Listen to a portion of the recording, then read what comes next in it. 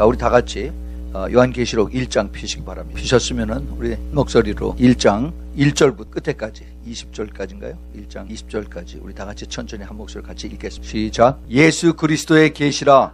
이는 하나님이 그에게 주사 반드시 속히 될 일을 그 종들에게 보이시려고 그 천사를 그 종 요한에게 보내어 지시하신 것이라. 요한은 하나님의 말씀과 예수 그리스도의 증거 곧 자기의 본 것을 다 증거하였느니라. 이 예언의 말씀을 읽는 자와 듣는 자들과 그 가운데 기록한 것을 지키는 자들이 복이 있나니 때가 가까움이라. 요한은 아시아에 있는 7 교회에 편지하노니 이제도 계시고 전에도 계시고 장차 오실 이와 그 보좌 앞에 7 영과 또 충성된 증인으로 죽은 자들 가운데에서 먼저 나시고 땅의 임금들의 머리가 되신 예수 그리스도로 말미암아 은혜와 평강이 너희에게 있기를 원하노라. 우리를 사랑하사 그의 피로 우리 죄에서 우리를 해방하시고 그 아버지 하나님을 위하여 우리를 나라와 제사장으로 삼으신 그에게 영광과 능력이 세세토록 있기를 원하노라. 아멘. 볼지어다 구름을 타고 오시리라. 각인의 눈이 그를 보겠고 그를 찌른 자들도 볼 것이요 땅에 있는 모든 족속이 그를 인하여 애곡하리니 그러하리라. 아멘.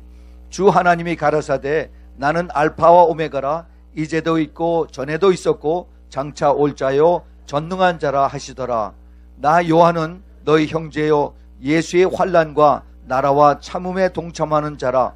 하나님의 말씀과 예수의 증거를 인하여 반모라 하는 섬에 있었더니 주의 날에 내가 성령에 감동하여 내 뒤에서 나는 나팔 소리 같은 큰 음성을 들으니 가로되 너 보는 것을 책에 써서 에베소, 서모나, 보가모, 두아디라, 사데, 빌라델비아, 라오디게아 7 교회에 보내라 하시기로 몸을 돌이켜 나더러 말한 음성을 알아보려고 하여 돌이킬 때 7 금촛대를 보았는데 촛대 사이에 인자 같은 이가 발에 끌리는 옷을 입고 가슴에 금띠를 띠고 그 머리와 털의 휘기가 흰 양털 같고 눈 같으며 그의 눈은 불꽃 같고 그의 발은 풀무에 단련한 빛난 주석 같고 그의 음성은 많은 물소리와 같으며 그 오른손에 7 별이 있고 그 입에 좌우에 날선 검이 나오고 그 얼굴은 해가 힘있게 비치는 것 같더라.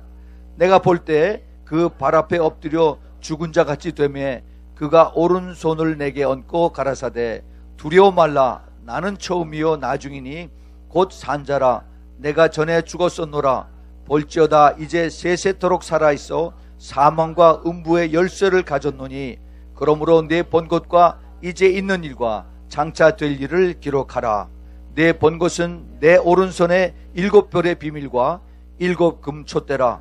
7 별은 7 교회의 사자요 7 촛대는 7 교회니라. 아멘. 우리 잠깐 기도하겠습니다. 거룩하신 주님, 주님께서 이 시간에 저희들과 함께 하셔서 이제 말씀을 들을 수 있는 귀가 되게 주님 축복하여 주시옵소서. 저희들이 말씀을 또 받을 수 있는 마음이 돼서 저희들의 마음이 옥토가 되도록 주님 축복하여 주시옵소서. 그래서 이 귀한 말씀을 저희들이 이제 받아서 그래서 이것이 씨앗이 되고 또 그리고 자라서 꽃이 피고 열매가 맺는, 특별히 이 마지막 때 이 말씀의 씨앗이 좋은 열매 맺는 우리의 삶이 될 수 있도록 축복하여 주시옵소서. 주님, 이 말씀을 빼앗아가는 악한 마귀들을 다 쫓아주시고 묶어주셔서 주님 이 자리에 하나도 없게 해주시고 오직 성령의 충만하심만 이 자리에 충만하게 도와주시고 저희들이 갈급한 마음 그리고 배고픈 마음 그리고 목마른 마음으로 경청할 수 있도록 도와주시고 주님 성령의 임재 가운데에서 주님 깨닫는 마음 주님 또 그리고 주님께서 영광을 받으시는 이 자리 되도록 꼭 축복하여 주시옵소서. 주님 감사합니다. 주님 끝까지 주님을 의지하며 순종하며 주님을 따라가길 원하는 하나님의 충성된 백성 되도록 모두 축복하여 주시옵소서. 예수 그리스도 이름으로 간절히 기도합니다. 아멘. 제일 첫 번에 우리가 요한계시록 그 인트로덕션 그 서론을 우리가 공부하면서 1절, 2절, 3절을 우리가 공부를 했습니다. 오늘은 이제 나머지 4절부터 20절까지 우리가 공부할 텐데 시간이 얼마나 다 될는지 모르겠어요. 하는 데까지 우리가 한번 해보고 안 되면 또 우리가 다음 주에도 커버하기로 하죠. 요한계시록은 그 1장부터 22장까지가 이것이 예수 그리스도의 계시라고 그랬습니다. 그렇죠? 계시라는 것은 숨겨진 것을 오픈한다. 아포칼립스라고 하죠. 아포칼립스. 그래서 이걸 천주교에서는 이걸 묵시라고 그래요. 묵시. 그렇지만은 숨겨진 것을 이게 다 오픈한다, 다 밝힌다 하는 그 뜻이 바로 요한계시록이라 하는 그런 뜻입니다. 그런데 이것이 예수 그리스도의 계시라고 그렇게 얘기를 하죠. 예수 그리스도의 계시.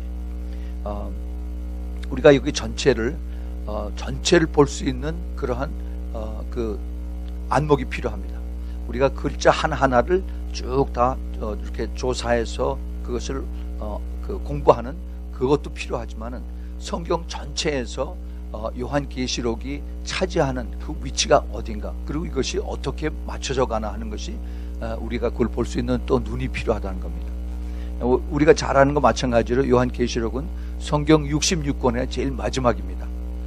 하나님께서 창세기에서 인간을 창조하시고 그 다음에 인간들에게 에덴이라고 하는 그 좋은 곳을 허락하셔서 하나님과 교제하게 하신 다음에 그 다음에 인간들이 죄를 지고 나서 하나님하고의 관계가 끊어졌죠.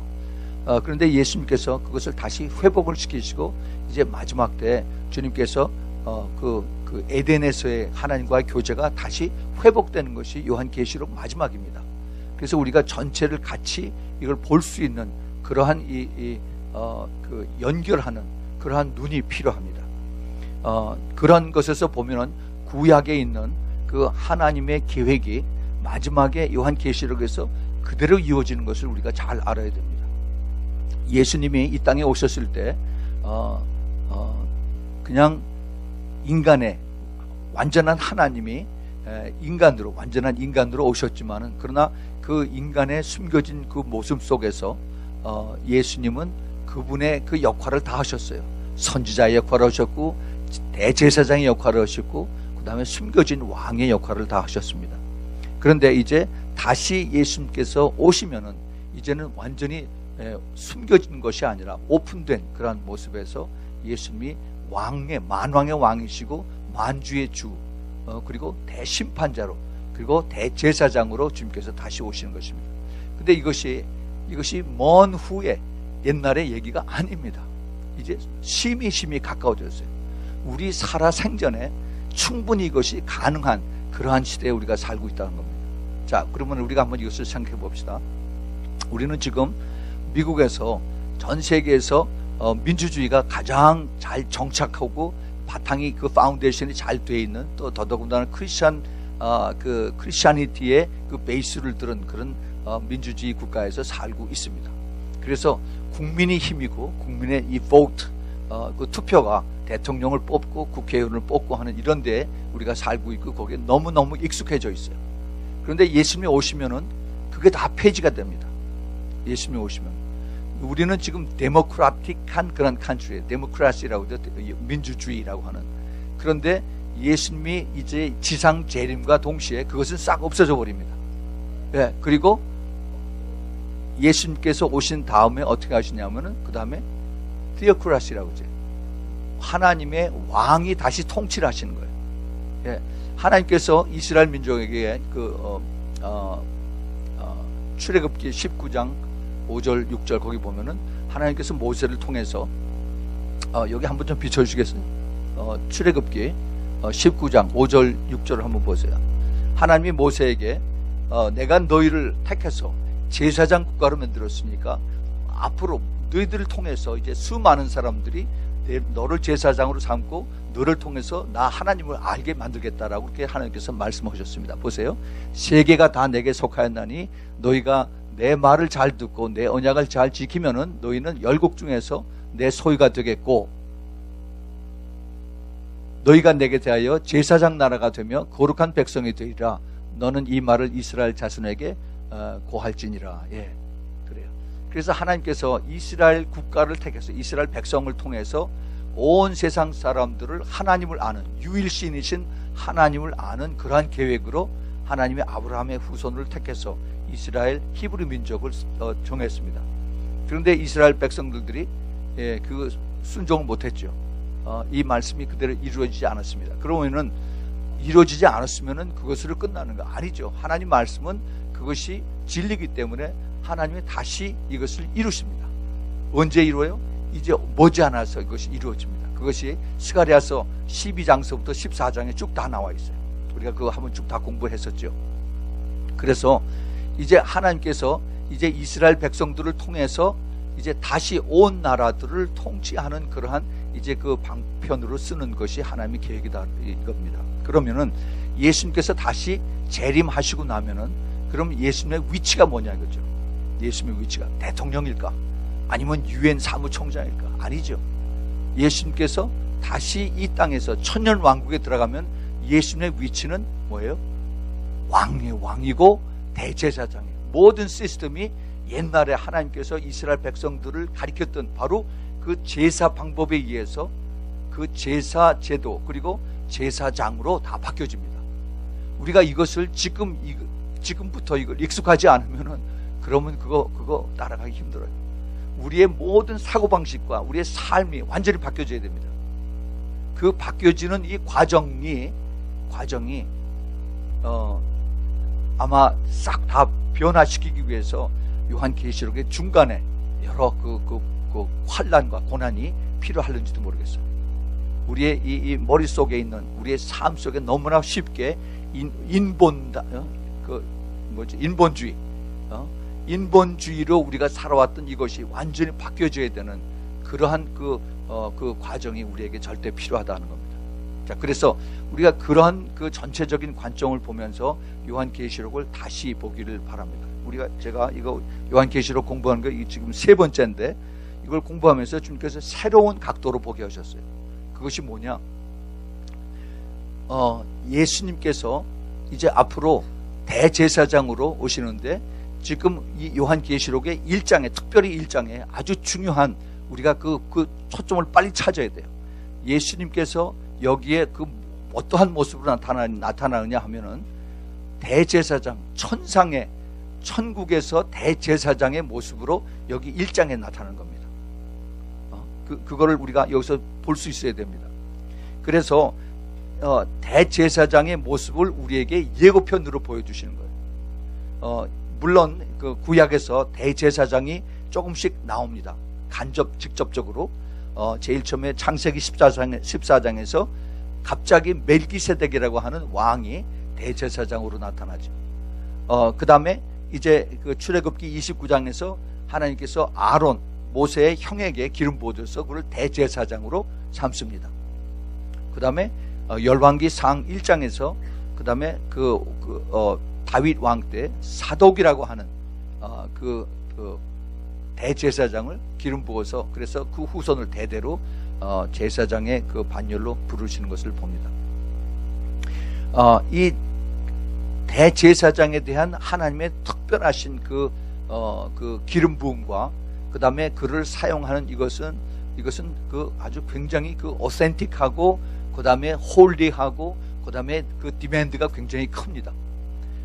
이제 조금 이따 우리가 좀 더 공부를 하겠지만은 그 대제사장들이 입는 그 옷만 해도 아주 복잡해요. 그리고 그것을 다 하나씩 그 제사장에 있는 반열 사람들이 다 입으라고 그럽니다.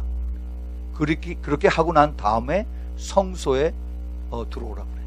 그렇지 않으면 어떻게 되느냐 하면 죽는다라고 그랬습니다. 죽는다. 예? 아니 그렇게 엄격하게 해야만 되는가? 그렇게 하지 않으면 거룩한 하나님을 볼 수가 없기 때문이라는 것입니다. 내가 너를 택했으니까 너는 내가 요구하는 그 거룩함에 내가 참여할 수 있어야 된다 하는 것입니다. 우리는 성경 말씀에 지금 대충 알면서 그냥 우리가 따라가고 있습니다. 앞으로는 성경 말씀에 의해서 그대로 이것이 이루어지고 이것이 심판의 도구가 되고 그리고 이것이 하나님께서 이것을 입으로 열어서 이것을 말씀을 하시면은 그것이 우리를 자르고 쪼개고 하는 그러한 이제 능력으로 나타난다고 성경에 특별히 요한계시록에 그것이 기록이 되어 있습니다. 자, 그래서 우리가 이것을 잘 깨달아야 됩니다. 그런데 예수님이 오신 이후에 제사장의 모습은 어떨까? 예수님이 오신 다음에 그 히브리서 3장 1절에 보면은 대제사장 예수님이라고 그랬습니다. 자, 여기 한번 히브리서 3장 1절 보세요. 그러므로 함께 하늘의 부르심을 입은 거룩한 형제들아 우리의 믿는 도리의 사도시며 대제사장이신 예수를 깊이 생각하고 그랬습니다. 그래서 예수님이 이 땅에 오신 이후에, 물론 떠나신 이후에 사람들이 성령에 의해서 깨닫고 난 것이 바로 예수님이 대제사장이었다 하는 것입니다. 자, 그 다음에 또 어떠한 모습으로 우리에게 깨닫느냐 하면은 오늘 우리가 읽었던 계시록 1장 6절에 왕국의 제사장, 우리를 왕국의 제사장으로 불렀습니다. 제사장으로. 근데 우리를 왕 같은 제사장이라고 했던 사람이 또 있죠. 누굽니까? 베드로 전서 2장 9절에 우리를 왕 같은 제사장이라고 했어요. 그래서 예수님이 대제사장이고 우리가 거기에 제사장으로 우리가 부름을 받았다 하는 겁니다. 이거는 굉장히 어썸한 그러한 픽처예요. 그걸 한번 우리가 잘 머릿속에 간직을 하기 바랍니다. 요한계시록에 또 그 제사장들의 모습이 또 간접적으로 나타나는 것이 있는데 그것이 누구냐 하면은 바로 장로들이에요. 24명의 장로들. 그 사람들 24명의 그 장로들이 바로 제사의 모습으로서 하나님 앞에 나아가는 그 예배드리는 자들의 모습인 것입니다. 그래서 천상에서의 하나님의 보좌와 하나님의 그 같이 모이는 모습은 여기 대통령 강요회의가 아니라 이건 전형적인 하나님의 그 제사하는 방법으로 항상 나타난다는 것입니다. 우리가 여기에 익숙해져야 돼요. 우리가 이걸 분명히 잘 깨달아야 됩니다. 그렇지 않으면은 그는 우리가 그냥 뉴스 보는 스타일로 또 미팅 하는구나 이런 정도가 아닙니다. 거기에는 완전히 거룩해야 되고 완전히 죄가 없어야 되고 그리고 오직 순종만 있어야 되고 그리고 우리가 기쁨으로 감사함으로 찬양함으로 우리가 그 앞에 나가야 되는 것입니다. 우리 하나님께서 그것을 우리에게 부르셨어요. 자, 그래서 이 제사장이라고 하는 대제사장, 제사장에 대한 그 퍼스펙티브, 그러한 관점으로 우리가 이것을 보자 하는 겁니다. 제사장들의 옷을 한번 우리가 지상에서 입었던 제사장들의 옷을 보면은 출애굽기 28장 4절에서 이렇게 보면 이렇습니다. 그들의 지을 옷은 이러하니 곧 흉패와 에봇과 겉옷과 반포 속옷과 관과 띠라. 그들이 내 형 아론과 그 아들들을 위하여 거룩한 옷을 지어 아론으로 내게 제사장 직분을 행하게 할지며 그랬습니다. 굉장히 복잡하죠. 흉패와 에봇과 겉옷과 반포 속옷과 관과 띠라. 근데 이것을 거룩한 옷을 만들어서 아론의 제사장 직분을 행할 수 있도록 이것을 허락을 한 것입니다. 그 다음에 출애굽기 28장 또 40절에 보면은 너는 아론의 아들들을 위하여 속옷을 만들며 그들을 위하여 띠를 만들며 그들을 위하여 관을 만들어서 영화롭고 아름답게 하되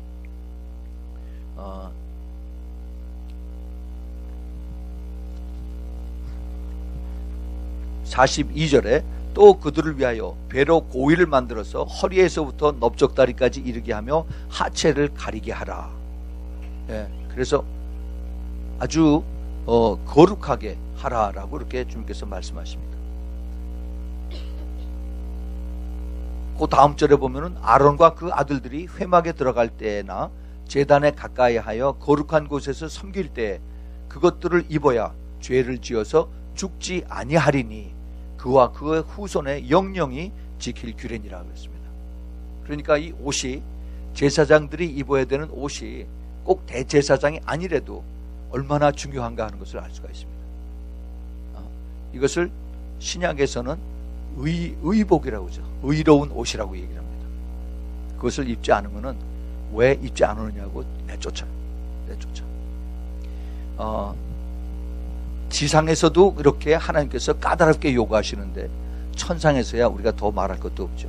천사장에서 하늘나라에서 제사장의 옷을 보면은 오늘 예수님께서 입었던 옷입니다. 계시록 1장 13절에서 촛대 사이에 인자 같은 이가 발에 끌리는 옷을 입고 가슴에 금띠를 띠고 그의 발은 풀무에 단련한 빛난 주석 같고 그의 음성은 많은 물소리와 같으며. 자, 이게 대제사장의 그 하늘나라에서 천국에서 움직이는 그의 그 옷과 그의 모습입니다. 그의 오른손에 7 별이 있고 그 입에서 좌우에 날선 검이 나오고 그 얼굴은 해가 힘있게 비치는 것 같더라 그랬습니다. 그러니까 참 아주 굉장히 무섭죠. 죄 있는 사람이 그 근처에 갈 수가 없습니다. 18절에 곧 산자라 내가 전에 죽었었노라 볼지어다 이제 세세토록 살아있어 사망과 음부의 열쇠를 가졌다 그렇습니다. 이게 대제사장의 그 엄위와 majestic한 그러한 그 포지션과 그 다음에 그의 그 authority하고 그 다음에 그의 파워를 여기서 우리가 볼 수가 있습니다. 그 다음에 또 거하셨던 거처를 한번 우리가 또 한번 살펴봅시다. 하나님께서 이 지상에서 처음에 거하셨을 때는 처음에 하나님께서 에덴을 찾아오셔서 아담과 하와와 같이 걸었습니다. 창세기 3장 8절에서 그래서 아주 친하게 아담과 하와를 주님께서 부르셨죠. 그런데 이제 죄를 지고 난 다음에 하나님 찾아오셔서 아담아 네가 어디 있느냐라고 이렇게 물어보셨어요. 그랬더니 이 죄를 지고 난 다음에 이들이 숨었습니다. 그 다음에 하나님께서 이 지상에서 거하셨던 곳이 바로 모세의 성막이었습니다. 출애굽기 26장에서부터 33장에 모세 성막에서 주님과 모세가 또 대제사장이 만났습니다. 그 다음에 다윗의 장막에서 하나님께서 또 다윗을 만나셨습니다. 역대상 15장 16장에 나옵니다. 15장과 16장. 그 다음에 솔로몬의 성전에서 하나님께서 또 만나셨습니다. 열왕기상 6장과 7장에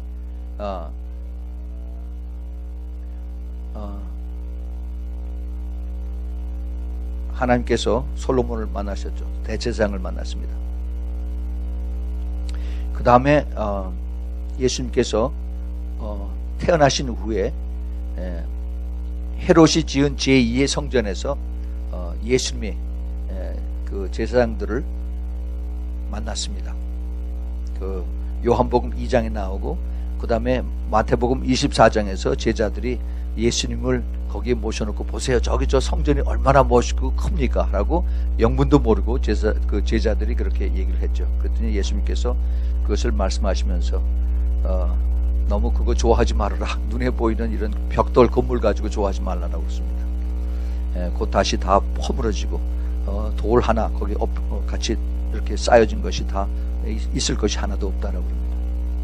그 다음에 거기서 끝나는 게 아니라 계속해서 이 땅에서 하나님께서 거하셨던 곳이 있었습니다. 그것이 고린도전서 3장 16절에 나오는 성도들의 몸입니다. 성령께서 오신 이후에 성도들의 몸이 바로 하나님의 거하시는 그러한 장소가 되었습니다. 또 그뿐만이 아니라 고린도전서 12장 27절에 교회가 바로 예수님의 몸이라고 이렇게 말씀하셨습니다. 그러니까 하나님께서 이제 지상에 계셨을 때 여러 형태로 주님의 그 임재와 주님의 그 거하신 그 장소들을 우리가 찾아볼 수가 있습니다.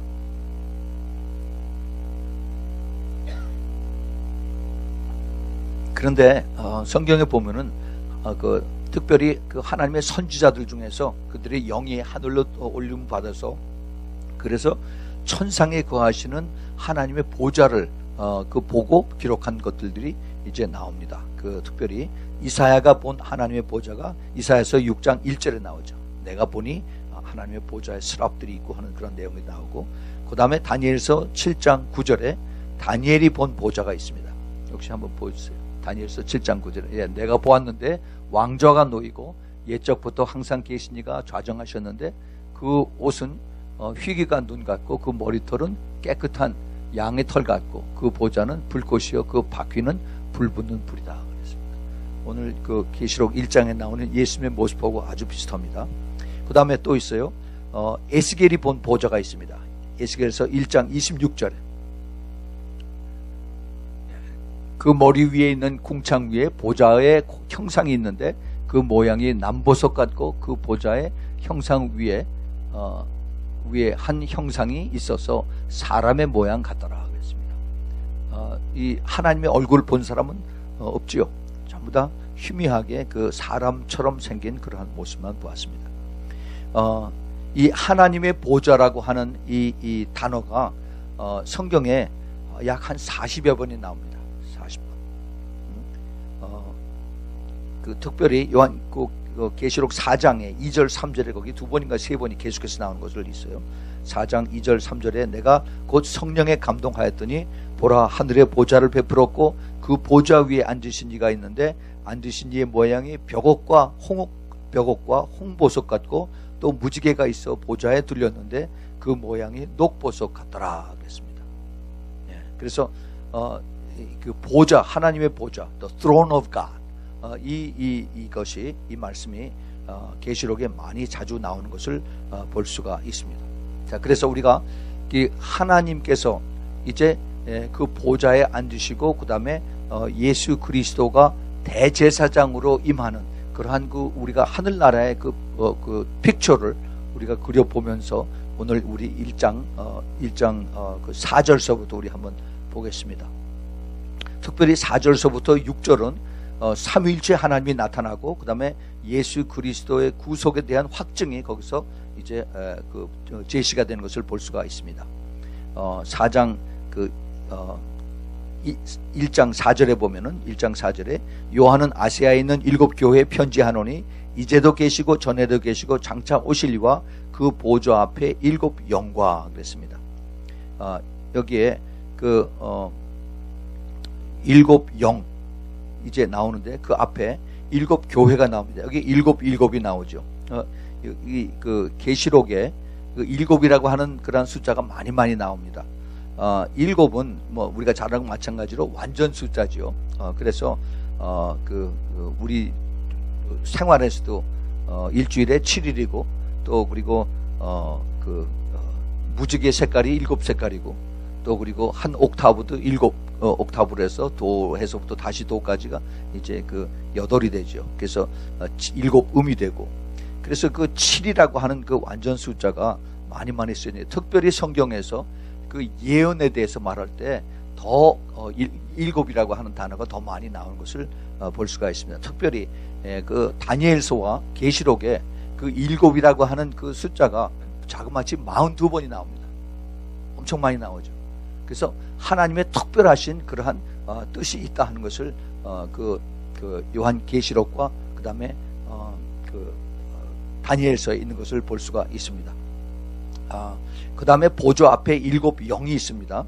7 영은 이 7 영이 문제 성령인데 그 7 영이라고 하는 단어도 역시 우리가 읽었던 1장 4절에 나오고 3장 1절에 나오고 4장 5절에 나오고 5장 6절에 나옵니다. 그래서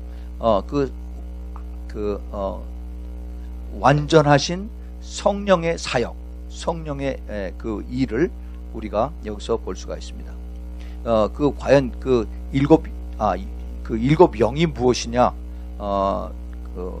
이거는 이사야서 11장 2절에 쭉 다 나옵니다. 11장 2절에 여호와의 신 곧 지혜와 총명의 신이요 모략과 재능의 신이요 지식과 여호와를 경외하는 신이 그 위에 강림하리라 그랬습니다. 그래서 여기 7가지 신이 나오죠. 그래서 그 7 교회, 즉 여기 소아시아, 지금의 터키입니다. 에베소서부터 시작해서 서문화와 그 다음에 보가모, 두아디라, 사데, 빌라델피아, 라오디게아. 이걸 보면은 얘가 사진이 없어서 잘 이걸 확실하게 우리가 보지 못하는데 사진을 보면은 지금의 터키입니다. 옛날에 소아시아라고 그러죠. 에이시아 마이너라고 그랬는데 거기에 해안가로부터 시작이 돼서 그래서 이제 시계 방향으로 그래서 제일 밑에가 이제 에베소고 그 다음에 이제 서문하고 그 다음에 두아디라고 그 다음에 사대고 보가모, 서가모, 서문화 다음에 보가모, 그 다음에 두아디라, 그 다음에 사대, 그 다음에 빌라델피아, 그 다음에 제일 밑에가 이제 라오디게아입니다. 그래서 이 그 7 교회가 바로 그 교회의 역사의 전체를 표현한다 이렇게 이제 성경학자들이 보고 있죠. 물론 그 시대에 소아시아 그 에시아 만화에 교회가 있고 7개만 있는 것이 아니었습니다. 여러 개가 많이 있었죠. 그런데 그 7 교회라고 하는 것은 전체 그 교회 역사에 한 7부류로 나타내고 또 그리고 그 교회 전체 히스토리를 나타내기도 하고 또 과거와 현재의 미래 교회의 모형도 나타낸다라고 이렇게 이야기를 하고 있습니다. 자, 그 다음에 5절 보겠습니다. 5절. 또 충성된 증인으로 죽은 자들 가운데서 먼저 나시고 땅의 임금들의 머리가 되신 예수 그리스도로 말미암아 은혜와 평강이 너희에게 있기를 원하노라. 우리를 사랑하사 그의 피로 우리 죄에서 우리를 해방하시고, 우리 죄에서 우리를 해방하시고, 충성된 증인이 바로 예수 그리스도다 하는 겁니다. 예수 그리스도는 하나님이 누구이신가를 보여주는 충성된 증인이다 하는 거죠. 하나님의 속성을 가장 잘 나타내는 것이 바로 예수 그리스도였습니다. 그 요한복음 14장 그 8절 9절에서 보면은 빌립이 가로되 주여 아버지를 우리에게 보여주옵소서. 예수님께서 내가 아버지께로 간다 그랬더니 아버지를 우리에게 보여주시옵소서. 그러면 족하겠나이다 그랬더니 예수님께서 가라사대 빌립아 내가 이렇게 오래 너희와 함께 있었으되 네가 나를 알지 못하느냐. 나를 본 자는 아버지를 보았거늘 어찌하여 아버지를 보이라 하느냐. 그렇게 예수님께서 빌립에게 얘기를 합니다. 그게 무슨 얘기냐. 내가 바로 아버지다 하는 거죠. 그렇죠? 내가 바로 하나님이다 하는 겁니다. 충성된 증인, faithful witness. witness라고 하는 그 증인이라고 하는 것은 헬라 말로 마르투스라고 그러죠. 마르투스. 영어의 그 마트라고 하는 마트. 그 순교자라고 하는 뜻입니다. 충성된 증인이다. 히브리서 12장 2절에 믿음의 주여 또 온전케 하시는 이인 예수를 바라보자. 저는 그 앞에 있는 즐거움을 위하여 십자가를 참으사 부끄러움을 개의치 아니하시더니 하나님 보좌 우편에 앉으셨느니라. 그랬습니다. 이 충성된 증인, 바로 우리를 사랑하사 그의 피로 우리를 죄에서 해방하신 그 바로 예수님이 바로 몸소 실천을 하셨습니다. 그의 피로 우리 죄에서 우리를 해방하셨다. 그것이 우리가 너무 잘 아는 로마서 5장 8절에 있는 말씀이죠. 우리가 아직 죄인 되었을 때 그리스도께서 우리를 위하여 죽으심으로 하나님께서 우리에게 대한 자기의 사랑을 확증하였느니라. 이 말씀입니다. 그래서 이것을 이제 우리에게 확실하게 깨닫게 해 주심으로 인해서 은혜와 평강이 너희에게 있기를 원하노라 그랬습니다. 사실 우리가 이것을 확실하게 깨달으면은 이거보다 더 큰 은혜와 평강이 없죠. 그렇죠. 그래서 정말 하나님께서 우리에게 주시는 그 축복 이게 우리가 잘 되는 것이 축복이 아니라 정말 그거보다도 훨씬 더 큰 축복. 예수 그리스도의 피가 우리를 다 모든 죄를 다 씻어 주시는 그러한 능력의 피다 하는 것을 우리가 아까 우리가 읽었죠. 그렇죠. 이것이 바로 가장 큰 은혜고 또 그리고 그것 때문에 우리가 주님의 평강을 우리 안에 모실 수가 있다 하는 것입니다. 6절에 보면은 그 아버지 하나님을 위하여 우리를 나라와 제사장으로 삼으신 그에게 영광과 능력이 세세토록 있기를 원하노라. 아멘. 또 그랬습니다. 자, 여기 보면은 우리를 나라와 제사장으로 삼으셨다 그랬어요. 우리를 바로 여러분과 저를 나라와 킹덤과 그 다음에 제사장 프리스트로 삼으신. 그래서 하나님 아버지를 하나님 아버지 때문에 하나님 아버지를 위해서 우리를 나라와 킹덤과 그 다음에 프리스트로 삼으셨다는 겁니다. 그러면은 이 구약에서의 제사장의 역할은 바로 백성들 앞에서 하나님을 대리해서 말씀을 하셨죠. 그리고 이제 그 제사장이 판결 흉패라고 그러죠. 우림과 둠임 하는 이것을 앞에 메우고 그리고 하나님의 그 음성을 대신해서 듣는 그런 구약의 제사장들 그리고 제사를 이제 하나님 앞에 드린 그런 일을 했습니다. 그 다음 7절에 보면은 볼지어다 구름을 타고 올시리라. 각인의 눈이 그를 보겠고 그를 찌른 자들도 볼 터이요 땅에 있는 모든 족속이 그를 인하여 애곡하리니 그러하리라. 아멘. 자, 여기 지금 사도 요한이 지금 예수 그리스도의 계시를 보면서 계속 지금 아멘 소리가 막 나옵니다. 자기가 환상을 보면서 그 다음에 여기에 하나님께서 이거 하시는 것을 내가 그대로 받아들이고 고백한다 하는 그런 뜻입니다. 볼지어다 보라 그가 구름을 타고 오시리라, 이렇게 말씀하십니다. 구름을 타고 오시겠다는 겁니다. 그런데 모든 사람의 눈이 그를 보겠다라고 그랬습니다. 보겠어요.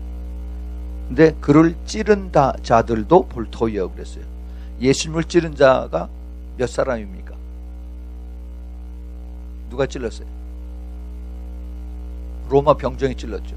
그렇죠? 로마 병정이 찔렀는데 몇 사람이 찔렀어요? 한 사람이 찔렀어요. 한 사람. 근데 여긴 찔른 사람들이라고 그랬습니다. 그러면은 이게 한 사람이 아니라 여러 사람이 예수님을 찔렀다는 얘기죠. 여기서 여기 예수 그리스도를 찔렀다 하는 얘기는 창으로 예수님을 찔렀다는 그런 뜻보다는 예수님을 배척한 사람들, 예수님을 핍박하고 예수님을 반대하고, 다시 말해서 예수님이 누구예요? 바로 말씀이에요. 말씀을 배척하고 말씀을 핍박하고 말씀을 받아들이지 않은 이런 사람들이 나중에 다 보겠다는 겁니다. 그리고 땅에 있는 모든 족속의 그를 인하여 애곡하리라 그랬습니다. 이게 머지않아서 있을 이 시나리오를 사도 요한이 지금 보고 우리에게 가르쳐 주는 것입니다. 여기에 그런데 여기 가만히 자세히 보면은 여기 두 가지의 그 주님의 재림이 여기 나타나는 것을 볼 수가 있습니다. 구름을 타고 오실 때 공중 재림으로 이제 주님께서 오시는 그 휴거 때가 있고, 그 다음에 지상 재림으로 오시는 그 때의 모습이 여기 또 있어요. 같이 이거 7절에 여기 두 개가 같이 섞여 있습니다. 그 공중 재림은 다시 말해서 그 rapture, 그 휴거는 신부들을 공중으로 데려가기 위해서 주님께서 이 지상의 재림을 오신 것이 아니라 공중에 구름 타고 구름 위에서 있으시면서 신부들을 쫙 데리고 올라가신 거죠. 이것이 바로 우리가 잘 아는 데살로니가 전서 4장 16절 17절에 있습니다. 주께서 호령과 천사장의 소리와 하나님의 나팔로 친히 하늘로 쫓아 강림하시리니 그리스도 안에서 죽은 자들이 먼저 일어나고 그 후에 우리 살아남은 자도 저희와 함께 구름 속으로 끌어올려 공중에서 주를 영접하게 하리니 그리하여 우리가 항상 주와 함께 있으리라. 공중에서 주를 영접한다고 했어요. 구름 위에서 예수님을 영접하게 되는 것입니다. 이렇게 쫙 이렇게 독수리가 그 먹이를 확 낚아채는 것처럼 이걸 캐치업이라고 하죠. 캐치업. 근데 이걸 수동형으로 해서 be caught up, 이렇게 우리를 완전히 확 잡아가서 이렇게 가지고 올라간다 하는 그런 뜻이에요. 마태복음 24장 40절 41절에도 그때 두 사람이 밭에 있으며 하나는 데려감을 당하고 하나는 버려둠을 당할 것이요 두 여자가 매를 갈고 있으며 하나는 데려감을 당하고 하나는 버려둠을 당할 것이라. 그랬습니다. 이거 바로 그 휴거에 대한 그 스크립처입니다. 그 성경 구절에. 그런데 이제 7년 환란 후에 그 신부들이 데려가고 난 다음에 이제 이 땅에 7년 환란 동안이 이제 이 땅에서 환란이 일어납니다. 요한계시록 19장 11절 보면은 또 내가 하늘이 열린 것을 보니 보라 백마와 탄 자가 있으니 흰말이 있고 그 다음에 그 흰말을 탄 사람이 있으니 그 이름은 충신과 진실이라. 여기에 이 백마는 요한계시록 6장에 나오는 백마라고 다릅니다. 계시록 6장은 그거는 적그리스도고 여기는 정말 예수 그리스도의 그 타신 흰말과 그 다음에 예수님이 타신 그 모습이 나오죠. 그 이름은 충신과 진실이라. 이게 충신이라고 그랬는데 영어 성경 보면 이거 믿음의 믿음, faithfulness. 그리고 진실은 truth. 이 진리인데 진리가 누구예요? 예수 그리스도예요. 그렇죠? 요한복음 14장 6절에 내가 길이요 진리요 생명이라고 그랬습니다. 그래서 그가 공의로 심판하며 싸우더라 그랬습니다. 예수 그리스도가 싸우는 겁니다. 하늘에 있는 군대들이 휘고 깨끗한 세마포를 입고 백마를 타고 그를 따르더라. 하늘의 천사들이 이제 예수 그리스도를 따르고 나옵니다. 계시록 계속해서 19장 15절에 보면은 그의 입에서 이한 검이 나오니 이게 이제 그 더블 엣지 소드, 이제 양쪽에 다 칼날이 있는 그런 칼이 나오는데 그것으로 만국을 치겠고 친히 저희를 철장으로 다스리며, 이것이 예수님이 하시는 거예요. 또 친히 하나님 곧 전능하신 이의 맹렬한 진노의 포도주 틀을 밟겠고, 이제 이 세상을 심판하시는 하나님의 진노의 그 심판이 임하는 것을 봅니다. 그 옷과 그 다리에 이름 쓴 것이 있으니 만왕의 왕이요 만주의 주라 하였더라. 바로 우리 예수 그리스도의 위치입니다. 포지션이에요. 내가 봄에 그 짐승과 땅의 임금들과 그 군대들이 모여서 그 말탄 자와 그의 군대로 더불어 전쟁을 일으키다가 예수님을 대해서 싸웁니다. 짐승이 잡히고 그 앞에서 이적을 행하던 거짓 선지자도 함께 잡혔으니, 짐승은 적그리스도입니다. 그 적그리스도와 그 다음에 거짓 선지자, 그 밑에서 이제 있던 그 적그리스도를 따른 모든 가짜 선지자들도 함께 잡혔으니, 이는 짐승의 표를 받고 그의 우상에게 경배하던 자들을 이적으로 미혹하던 자라. 이들이 산채로 유황불 붙는 못에 던지우고. 자, 여기 보면은 적그리스도 짐승이 잡혔는데 그 밑에 따라 같이 잡히던 자들이 각 나라 왕들이 아니고 거짓 선지자들입니다. 그러니까 그 적그리스도도 하나님의 왕국을, 킹덤을 카피해서, 그래서 자기도 그 모든 그 조직을 이 제사장 모습의 조직으로 바꾸는 거예요.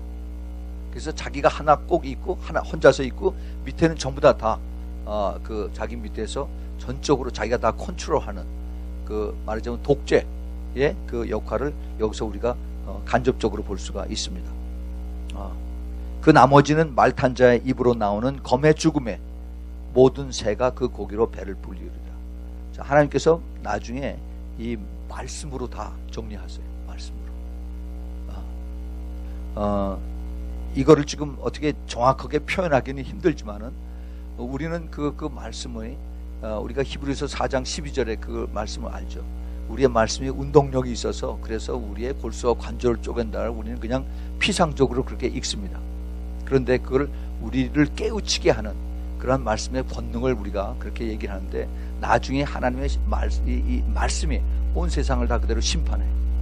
예수님께서 그렇게 말씀하셨죠. 내가 한 이 말이 마지막 때 너를 심판하리라고 했습니다. 그래서 이제 예수님께서 다시 오실 때 그 심판하시는 모습을 우리가 볼 수가 있습니다. 그 다음에 이제 예수님의 지상재림 때, 7년 환란 후에 지상재림 때 불신자들이 예수님의 재림하시는 것을 봅니다. 그런 내용들이 성경에 여기저기 이제 숨겨져 있습니다. 데살로니가 전서 3장 13절에 너희 마음을 굳게 하시고 우리 주 예수께서 그의 모든 성도와 함께 강림하실 때, 자기 보세요. 예수님께서 모든 성도와 함께 강림하신다라고 그랬어요. 그러니까 휴거된 사람들을 데리고 다시 내려오는 겁니다. 하나님 우리 아버지 앞에서 거룩함에 흠이 없게 하시기를 원하노라 했습니다. 자, 여기도 또 그 다음에 보세요. 유다서는 1장밖에 없습니다. 14절에 아담의 7세손 에녹이 사람들에게 대하여도 예언하여 이르되 보라 주께서 그 수만의 거룩한 자와 함께 임하셨다라고 했습니다. 그렇죠? 또 골로새서 3장 4절에서 우리의 생명이신 그리스도께서 나타나실 그때 너희도 그와 함께 영광 중에 나타나리라. 할렐루야.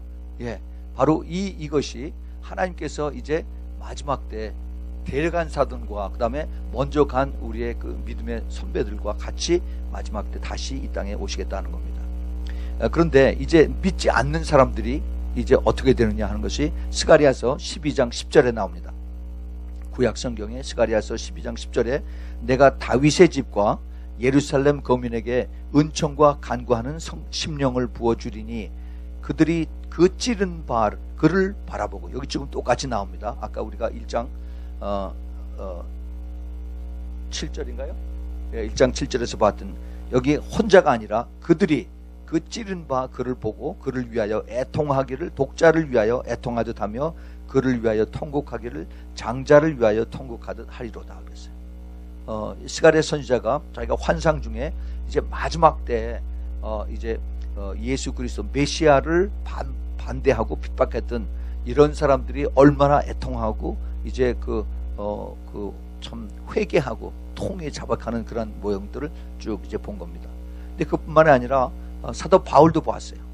빌립보서 2장 10절 11절에 하늘에 있는 자들과 땅에 있는 자들과 땅 아래에 있는 자들로 모든 무릎을 예수의 이름에 꿇게 하시고 모든 입으로 예수 그리스도를 주라 시인하여 하나님 아버지께 영광을 돌리게 하셨느니라. 아멘, 아멘.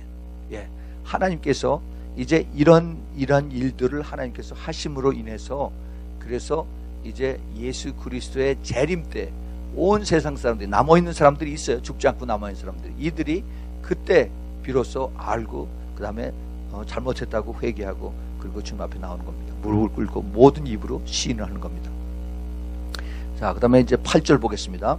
8절 주 하나님이 가라사대 나는 알파와 오메가라 이제도 있고 전에도 있었고 장차 올 자요 전능한 자라 하시더라 그랬습니다. 주 하나님이 여기서 말씀하셨다고 그랬어요. 그렇죠? 주 하나님이 그런데 주 하나님이 알파와 오메가 이고 또 시작과 나중입니다. 또 처음과 끝이고 그 다음에 과거와 현재와 미래예요. 이 주 하나님이 누굽니까? 바로 그 다음에 보면은 17절에 1장 17절에 예수 그리스도가 내가 바로 알파와 오메가다라고 했어요. 시작과 나중. 전능하신 영원하신 전능자 곧 재림하실 예수 그리스도. 또 마지막에 계시록 21장 6절에도 보면은 내게 말씀하시되 이루었도다 나는 알파와 오메가요 처음과 나중이라 예수님께서 또 그렇게 말씀하십니다. 예수님께서 이제 직접적으로 또는 간접적으로 나는 하나님이다. I am the Lord God 하고서 주님께서 여기 계속 자꾸 말씀하고 계십니다. 자, 그 다음에 시간이 너무 빨리 갔네. 9절 보겠습니다. 9절 나 요한은 너의 형제로 예수의 환난과 나라와 참무에 동참하는 자라 하나님의 말씀과 예수의 증거를 인하여 반모라 하는 섬에 있었더니. 자, 여기 지금 요한이 자기 자신을 이제 우리들의 형제라고 얘기를 합니다. 그리고 예수의 환난과 나라와 참음에 동참하는 자라고 그러겠습니다. 예수의 환난과 나라와 참음에 동참하는 자, fellow partaker. 파트너란 거죠. 파트너. 고린도전서 3장 9절에 우리는 하나님의 동역자라고 사도 바울이 그렇게 얘기를 했습니다. 너희는 하나님의 밭이요 하나님의 집이라. 여기 열매를 전도의 열매를 맺는 것에 사도 바울이 얘기를 했지만은 그러나 환난과 그 인내, tribulation과 perseverance 여기에도 우리가 하나님 앞에 우리가 파트너가 거기에 동참을 해야 된다 하는 것입니다. 다시 말해서 우리가 이 땅을 살면서 주님의 재림을 다시 기다리는 그러한 그 인내에도 같이 사도 요한과 같이 우리가 동참해야 된다. fellow partaker가 되어야 된다 하는 겁니다. 우리가 이런 것을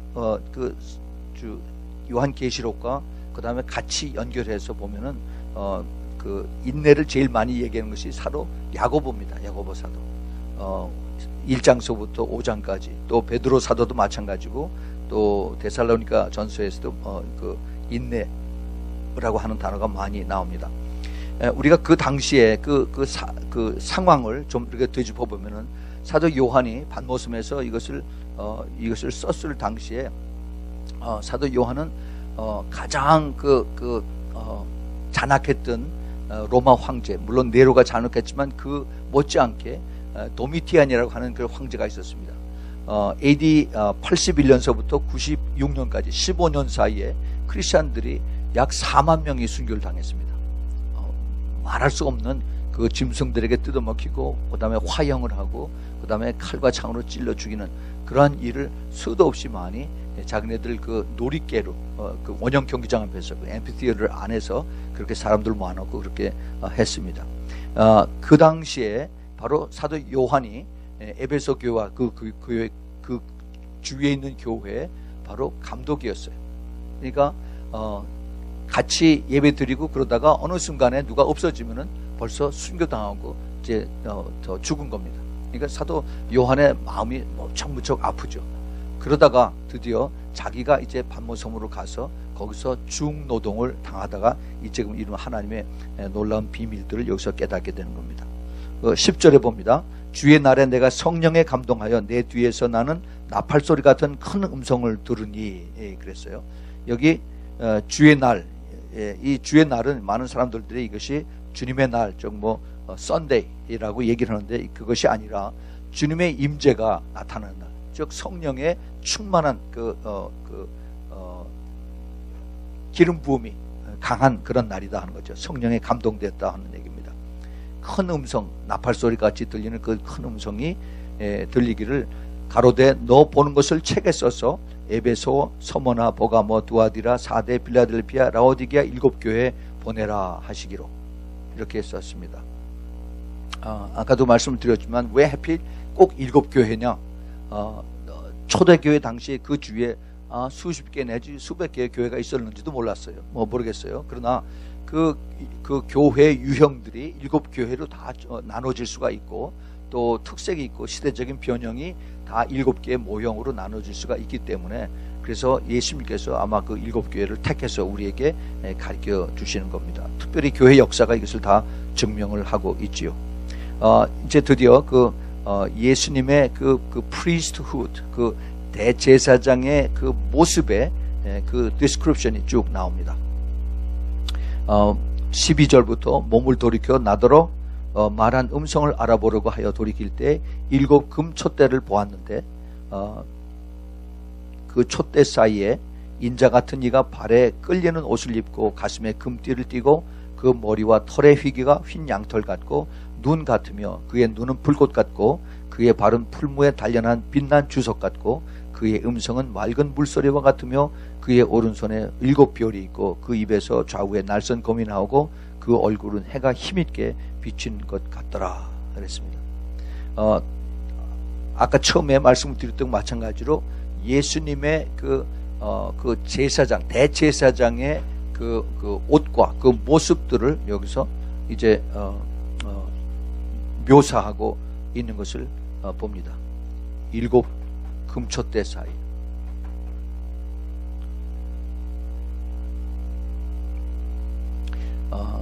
일곱 금촛대라고 하는 것은 오늘 시간이 없어요. 이건 다 자세히 말씀을 못 드리겠는데 그 7 금촛대가 7개가 이렇게 딱 서 있는 게 아닙니다. 그게 아니고 이게 여러분 그 유대인들 그 메노라 아시죠? 메노라 이렇게 큰 금촛대인데 거기에 7가지가 이렇게 나간 거였어요. 쭉 올라가서 이렇게 가운데가 하나 올라가고 그 다음에 양쪽에 3개씩 해서 모두 6개 가운데 하나에서 7개예요. 근데 그 대제사장이 쓰는 그 메노라는 그 금촛대는 그 크기가 약 한 6피트 정도 된다 그래요. 그러니까 큰 사람의 그 크기하고 거의 비슷합니다. 그리고 그 무게도 약 한 100파운드 정도 나가고 굉장히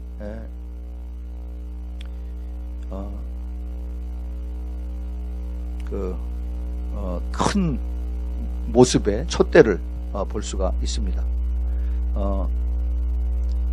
그래서 바로 그 성막 전체를 다 비추는 교회 안에 그러니까 성소 안을 완전히 다 비추는 그런 하나님의 그 빛을 그렇게 말씀하셨어요. 그래서 예수님께서 너희는 세상의 빛이다 라고 말씀하셨어요. 예수님 자신이 내가 세상의 빛이다 라고도 말씀하시고 예수님의 제자들에게 너희는 세상의 빛이고 소금이다 라고 말씀하셨습니다. 그런데 그 인자 같은 이가, 인자 바로 예수 그리스도입니다. 그런데 금촛대 사이에 그 메노라의 그 촛대들 사이로 주님께서 이제 움직이는데 그 이쪽에서 이제 사도 요한이 그걸 보고 있는 겁니다. 그런데 그 저 메노라 그 뒤쪽으로 예수님께서 걸어 다니신 것을 이제 보고 있는 거죠. 발에 끌리는 옷, 대제사장 재판관의 오시는 그 옷의 모습입니다. 그리고 오른손에 7별이 있다고 하셨습니다. 7별. 7별은 교회 천사들이에요. 사자들. 천사들은 메신저입니다. 메신저. 말씀을 전하는 자들. 그래서 이것을 이 말씀을 전하는 자라고 그래서 뭐 목사라고도 얘기를 해요. I don't know. 그 확실하게 제가 그걸 자신 있게 얘기를 못 합니다. 하도 이상한 목사들이 많아서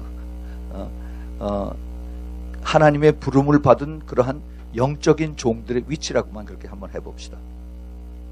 그런데 입 좌우에 날선 검이 있는데 예수 그리스도의 입에서 나오는 말씀, 즉 히브리서 4장 12절에 있는 하나님의 말씀은 살았고 운동력이 있어서 좌우에 날선 어떤 검보다도 예리하여 혼과 영과 및 관절과 골수를 찔러 쪼개기까지 하며 또 마음의 생각과 뜻을 감찰하시나니. 우리가 하나님 말씀을 우리가 깊이 성령 안에서 읽으면은 그 말씀이 우리의 양심을 찌르죠. 그래서 내가 잘못한 거는 성령께서 우리를 비춰주어서 그래서 이걸 깨닫고 회개하게 하는 것입니다. 그런데 이제 마지막 때 하나님의 말씀이 예수님께서 하시는 그 입의 말씀이 그 많은 사람들을 두 날을 가진 그 칼처럼 이제 그들에게 박혀서 그들을 심판을 하게 하신다는 겁니다. 그 얼굴을 그 예수님의 얼굴을 보았더니 해가 힘있게 비치는데 영광의 광채가 났다라고 그렇게 하지요. 다니엘서 7장 그 9절부터 10절에 보면은 그 비슷한 모습이 보입니다. 내가 보았는데 왕좌가 놓이고 옛적부터 항상 계신 이가 좌정하셨는데 그 옷은 휘기가 눈 같고 그 머리털은 깨끗한 양의 털 같고 그 보좌는 불꽃이요 그 바퀴는 붙는 불이며 불이 강처럼 흘러서 그 앞에서 나오며 그에게 수종하는 자는 천천히요 그 앞에 시위하는 자는 만만이며 심판을 베푸는데 책들이 펴 놓였더라. 심판주 하나님, 심판주 예수님께서 이제 그 모습을 옛날에 다니엘이 이제 환상 중에 보았습니다. 요한복음 17장에도 예수님께서 그 아버지의 앞에 기도할 때 그러한 모습을 잠깐 비칩니다. 요한복음 17장 5절에 아버지여 창세전에 내가 아버지와 함께 가졌던 영화로서 지금도 아버지와 함께 나를 영화롭게 하옵소서 그렇게 기도합니다. 24절에도 아버지여 내게 주신 자도 나 있는 곳에 나와 함께 있어 아버지께서 창세전부터 나를 사랑하심으로 내게 주신 나의 영광을 저희로 보게 하시기를 원하옵나이다 그랬습니다. 그 사도 요한이 그 예수님을 보았을 때 그 모습, 예수님을 나이가 거의 한 90이 넘어서 지금 이 환상을 보고 있는 건데 예수님을 보았을 때 자기가 아마 나이가 한 25, 한 30세 정도 됐겠죠. 그러니까 60년 만에 예수님을 다시 만나는 겁니다. 근데 60년 만에 예수님 만났을 때 얼굴은 너무너무 달랐어요. 전에는 그렇게 인자하고 그렇게 참 가깝고 자기가 머리를 예수님의 가슴에 대고 그렇게 어리광 부르던 그게 아니라 자기가 예수님을 보는 순간에 그냥 거기서 완전히 혼절을 해서 기절을 해서 푹 쓰러졌다고 그랬어요. 다니엘도 그랬습니다. 이것이 그 죄 있는 자가 하나님의 그 임재 속에서 그냥 그 성령의 강한 임재 속에서 그대로 푹 쓰러지는 거죠. 그런 것을 우리가 많이 그 집회 거들 때 보죠. 성령 임재가 강하면은 쓸 수가 없습니다. 그대로 푹 쓰러지죠. 시간이 다 돼서 오늘은 여기서 마쳐야 되겠습니다. 나머지는 다음 주일에 다시 우리가 공부하기로 하고, 지금 우리가 다시 조명해 보는 것이 예수님께서 이제 다시 오실 때 어떠한 모습으로 다시 오시는가. 우리가 지금 익숙해 있는 그 민주주의 사회에서, 그래서 사람들의 힘에 의해서, 사람들의 투표에 의해서 그래서 모든 그 정치와 그다음에 경제, 소사이어티가 움직여지는 것이 아니라 하나님의 말씀으로 인해서 그대로 다 이루어지는, 모든 사람들은 거기에 절대 복종하고 그대로 따라가는, 그러나 그 가운데에서 평강이 있고 그 가운데에서 은혜가 있고 사랑이 있는 그러한 하나님의 커뮤니티를 이제 주님께서 요한 그 계시록 1장을 통해서 우리에게 이제 프리뷰를, 예고편으로 우리에게 보여주시는 것입니다. 우리가 이런 그 컨셉트를 잘 가지고 계속해서 보면은 그 과정이 하나의 다 청소하는 작업이에요. 그리고 거기서 또 하나님의 은혜로 계속 거두십니다. 그게 제일 마지막에 이제 19장서부터 이제 이런 그 마지막 때 이것을 하나하나 다 이루어 가시는 그 구체적인 방법이 나옵니다. 우리 예수님은 사랑이시고 은혜로우십니다. 그러나 그를 끝까지 따르지 아니하고 순종치 아니하는 하는 자는 예수님도 어떻게 할 수가 없어요. 하나님께서 인간을 창조하시고 하셨을 때는 말씀으로 창조하시고 그 다음에 흙으로 하나님을 우리를 만들으셨습니다. 그런데 우리 일단 만드는 인간이 죄를 지고 난 다음에는 이것을 다시 어떻게 하실 수가 없어서 하나님이 이 땅에 내려와서 죽으셔야만 됐어요. 그렇게 죄가 무섭습니다.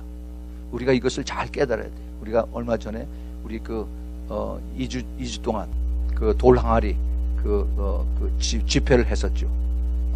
그 안에 들어가 있는 죄가 얼마나 무서운지, 악한 영들이 얼마나 악착같이 붙어 있는지 우리가 그걸 봤습니다. 우리는 그래서 끝까지 싸우면서 이것을 다 제거하고 그리고 깨끗하게 갈 수 있는 그러한 우리 모두가 되길 꼭 바랍니다. 같이 기도하겠습니다. 주님, 사랑의 주님, 감사합니다. 주님께서 저희들에게 이 마지막 때 정말 주님께서 다시 오실 때 어떠한 모습으로 또 어떠한 그런 조직으로, 어떠한 하나님의 계획으로 저희들을 다스릴 것인지를 저희들이 요한계시록 1장에서 저희들이 볼 수 있는 그러한 축복의 시간이었습니다. 주님 감사합니다. 더 깊이 저희들을 깨달을 수 있도록 도와주시고 저희들이 이미 이것에 익숙할 수 있도록 주님 도와주시옵소서. 그래서 저희들이 이제 사람들의 사는 이러한 그 라오디게아 교회의 모습들이 아니라 정말 오직 주 예수 그리스도 한 분, 하나님 말씀 이것으로 우리가 온전히 의지하면서 전적으로 따라가면서 기쁨으로 순종하면서, 그래서 주님 앞에 천천만만히 주님을 찬양하는 그러한 곳에 우리들이 같이 따라갈 수 있도록 우리 모두를 축복하여 주시옵소서. 예수 그리스도의 이름으로 간절히 축복하고 기도합니다. 아멘.